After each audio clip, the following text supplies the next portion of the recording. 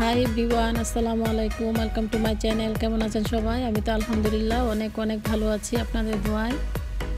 তো এখন হচ্ছে রাত্রে 9:30 বাজে। আমরা যাচ্ছি কুয়ালালামপুর রোডে আছি এখন। আমরা যাচ্ছি শপিংয়ে, কিছু কেনাকাটা করব। আমাদের বাসার সাইডে যেয়ে শপিং করব। তো আমি এখন চলে এসেছি শপিংয়ে। শপিং থেকে কিছু কেনাকাটা করে নিলাম, কারণ বছরের প্রথম অনেক কিছুই কেনাকাটা করতে হয়েছে বাসায়। তো অনেক বিজি ছিলাম, গতকালকে আমি আপলোড দিতে পারিনি, সেজন্য সরি। তো আজকে আমি কি কিনেছি সেগুলো আমি বাসায় নিয়ে দেখাবো আপনাদেরকে। আর আপনাদেরকে অনেক অনেক ধন্যবাদ জানাই, আপনারা আমাকে অনেক অনেক ভালোবাসা দিয়েছেন। এই 2-1 দিনের মধ্যে আমার অনেক সাপোর্ট হয়েছে। যারা আমার চ্যানেলটিকে সাবস্ক্রাইব করেছেন তাদেরকে জানাই অসংখ্য ধন্যবাদ, আপনাদের কাছে অনেক কৃতজ্ঞ আমি। তো আমরা এখন বাজারগুলো করে তারপর চলে এসেছি বাসায়। এটা হচ্ছে আমাদের বাসার গেট। আজকে অনেক লেট হয়ে গিয়েছে, কারণ আজকে 2-1 দিন আমি অনেক বিজি। বাচ্চাদের যেহেতু স্কুল খোলা, শুক্রবার থেকে ওদের ক্লাস স্টার্ট, সেজন্য আমার অনেক কষ্ট করতে হচ্ছে। শপিংয়ে গিয়েছিলাম ওদের জন্য কাপড় চোপড়, জুতা, তারপর নতুন বুকস, স্কুলের সব কিছু কিনতে হয়েছে, সেগুলো রেডি করে দেওয়া, বাজার সদাই করা, সংসারের টুকিটাকি কাজ, সেজন্য 2-1 দিন অনেক বিজি আমি। তো শপিং থেকে আমি কি বাজার করে নিয়ে এসেছি সেগুলো একটু খুলে দেখাচ্ছি। আরও অনেক বাজার করেছি, সেগুলো গুছানো হয়ে গিয়েছে। তো আমি কাঁচা বাজারগুলো জাস্ট দেখাচ্ছি, কারণ এখন অনেক রাত হয়ে গিয়েছে। যতটুকু সম্ভব আমি ভিডিওটা করব। তো আমার মেয়ে আমাকে হেল্প করতেছে, ও বাজারগুলো খুলে নিচ্ছে যে আম্মু তুমি ভিডিও করো, আমি বাজারগুলো দেখাই। তো ও খুলতেছে কি নিয়ে এসেছে। আমরা অনেক বাজারই করেছি এখানে। এই তো আমার বাজারগুলো গোছানো হয়ে গিয়েছে, গুছিয়ে আমি একটু দেখাচ্ছি। তারপর ওর আব্বু আমাকে হেল্প করবে, ফ্রিজে সুন্দর করে সাজিয়ে রাখবে বাজারগুলো। আমি এখানে ম্যাঙ্গো নিয়েছি, বেগুন, তারপর পাইনঅ্যাপেল, মালয়েশিয়ান কিছু সবজি, তারপর লাউ নিয়েছি, মাশরুম বল, পেয়ারা, পালং শাক, আর রসুন নিয়েছি। এটা রেডিমেড রসুন, একদম ছোলা, আমার জন্য ইজি হবে আর কি কাজ করার জন্য। আমি সবসময় ছোলা রসুনটাই কিনে নিয়ে আসি, কারণ রসুনটা চলতে কিন্তু অনেক সময় লাগে, রান্না করতে দেরি হয়ে যায় সেই জন্যে। তো এখানে কাঁচামরিচ নিয়েছি, সাথে শালিনের কিছু খাবার, কসমেটিক্স, এগুলো কিনে নিয়েছি। তো এগুলো সবগুলো এখন গুছিয়ে রাখবো ফ্রিজে। ওর আব্বু আমাকে হেল্প করবে, এখন গুছিয়ে রাখছি ফ্রিজে।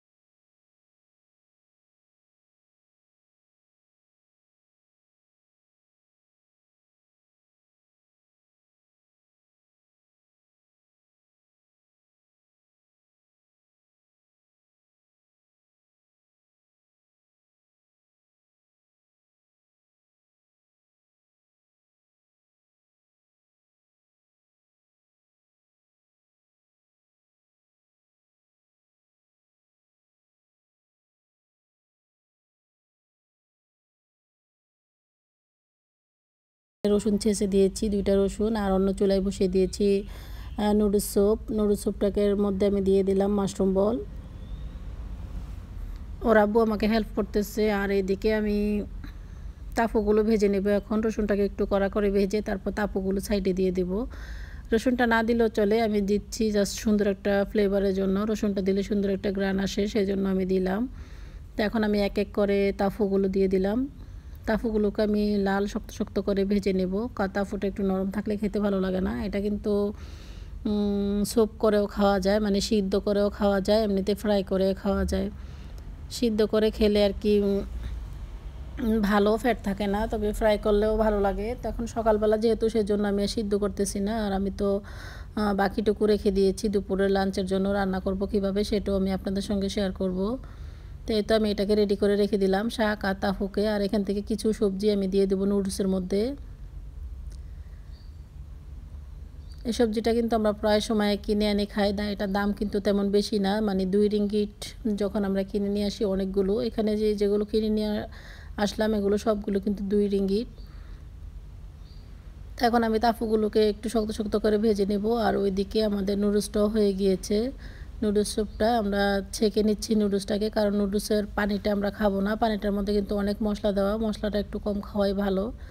মাঝে মধ্যে হয়তো মশলাটা খাই, মাঝে মধ্যে খাই না। এই মশলাটা মেডিসিনটা খাওয়া একদমই ভালো না, শরীরের পক্ষে অনেক ক্ষতি।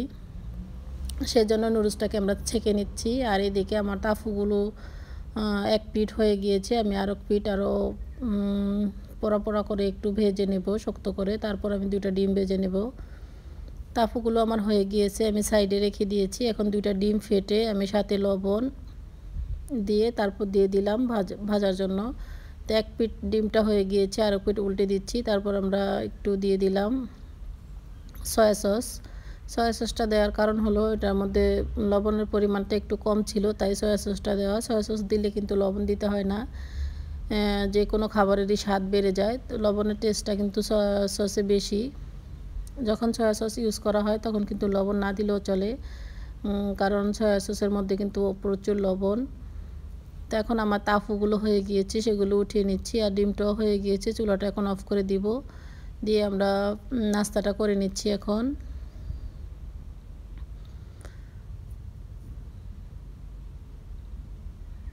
এখন আমরা সবাই মিলে নাস্তাটা করে নিচ্ছি। আমি উপরে দিয়ে দিয়েছি কিছু কাঁচা ধনিয়া পাতা ছোট ছোট টুকরা করে। নাস্তাটা খেয়ে আমি জুস বানাতে চলে যাব। আজকে ফ্রেশ জুস করব গাজর আর শসা দিয়ে নাস্তাটা খাওয়ার পর।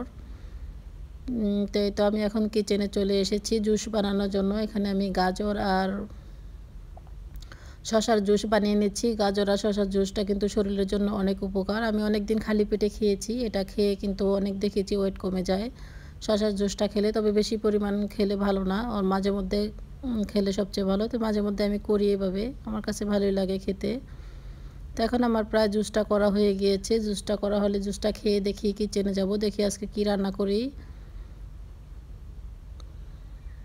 আর এই জুসটা হতে তেমন বেশি সময় লাগে না, এদিকে মেশিনে করা হয়, তেমন বেশি টাইমও লাগে না, তাড়াতাড়ি হয়ে যায়।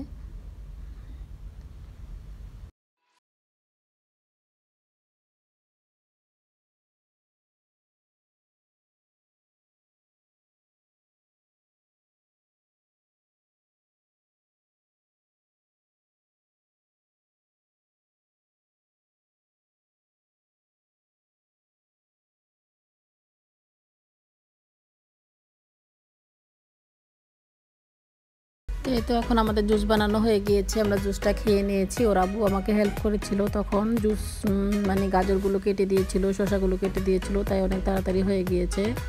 তো এখন আমি চলে এসেছি কিচেনে। আজকে লাউ দিয়ে মাছ রান্না করব, বাংলাদেশি মাছ। এটা বাংলাদেশি বাজার থেকে মাছগুলো আনা, সেটা মিক্স আছে আমার মাছগুলো, কার্পু মাছ আর সাথে অন্য একটা মাছ আছে। 2টা মাছ দিয়ে তারপর আমি এই লাউটাকে আজকে রান্না করব। আসলে লাউ কিন্তু চিংড়ি মাছ দিয়ে খেতে অনেক ভালো লাগে, তবে মাছ দিয়ে খেতেও কিন্তু খারাপ লাগে না, মাঝে মধ্যে করে খেলে ভালোই লাগে। সব সময় তো একরকম খাবার খেতে ভালো লাগে না, যেমন চিংড়ি মাছ দিয়ে লাউ দিয়ে খেতে ভালো লাগে, আবার চিংড়ি মাছ দিয়ে কচু দিয়ে খেতেও কিন্তু অনেক ভালো লাগে। তো আমরা মাঝে মধ্যে দেখি কচু কিন্তু আমরা অনেক মাছ দিয়ে রান্না করি, দেখা যায় ইলিশ মাছ দিয়ে করলে কিন্তু কচু খারাপ লাগে না, খেতে ভালোই লাগে।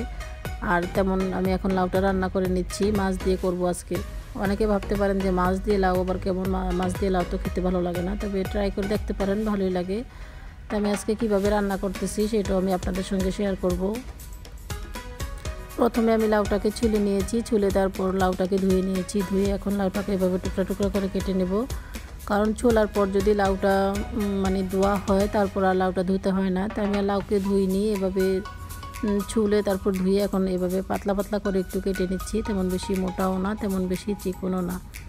তো লাউটাকে কেটে আমি সাইডে রেখে দিয়েছি। আর এটা তো আমার সেই আগের সবজিটা আমি পানিতে ভিজিয়ে রেখেছি। পানিতে যদি ভিজিয়ে না রাখি তাহলে কিন্তু সবজিটা একটু গন্ধ গন্ধ হয়ে যাবে, সেজন্য পানিতে ভিজিয়ে রেখেছি। আর এখানে রসুন নিয়েছি, আমি এরকম ছেঁচলে নিচ্ছি রসুনগুলো। এগুলোকে ছেঁচলে একটু ছুরি দিয়ে আর একটু ছোটো ছোটো টুকরা করে কেটে নেব। তারপর আমি যখন সবজিটাকে বাগার দিয়ে দিব তখন রসুন দিয়ে বাগার দিতে হবে, তখন কিন্তু খেতে ভালো লাগে। আর এই সবজিটা আমি সয়া সস দিয়ে রান্না করব। তো এখন আমার রসুন কাটা হয়ে গিয়েছে, কিছু কাঁচামরিচও কেটে নিয়েছি। আর এখন লাস্টের দিকে কিছু পেঁয়াজ কেটে নেব। আর এই কাঁচামরিচটা কিন্তু তেমন বেশি ঝাল না, মালয়েশিয়ার কাঁচামরিচটা একটু অন্যরকম, তেমন বেশি ঝাল লাগে না খেতে। তো এখন আমি কুটাকাটা শেষ করে তারপর রান্নাটা বসিয়ে দেব।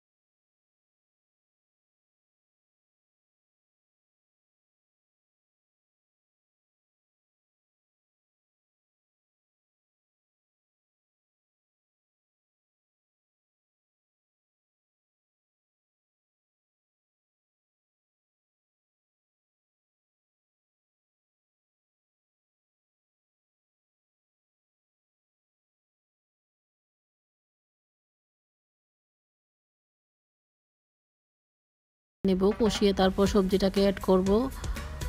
কারণ এই সবজিটা সিদ্ধ হতে তেমন বেশি সময় লাগে না। পানি থেকে ছেঁকে ছেঁকে এখন আমি দিয়ে দিচ্ছি তাফুয়া সবজিটা। আমি একটু ভালোভাবে কষিয়ে নেব, জাস্ট 2-1 মিনিটের মতো ঢেকে রাখলে কিন্তু সবজিটা সিদ্ধ হয়ে যাবে।